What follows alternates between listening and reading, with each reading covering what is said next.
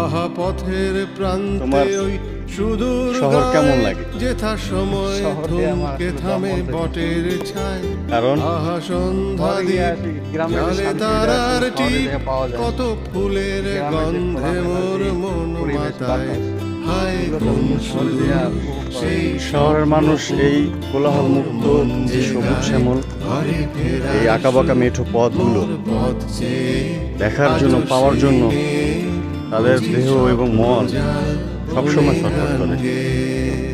তোমরা যেহেতু শহরে থাকতে পারো না, আর আমরা শহরে থাকতে চাই না, আমরাও শহর থেকে গ্রামে আসতে চাই, কিন্তু নসিব আমাদের পেটের তাগিদে আমরা পারি না, কারণ আমাদের জন্ম থেকে ঢাকায় থাকি, রাস্তা ধরে তাই হয়ে ওঠে না।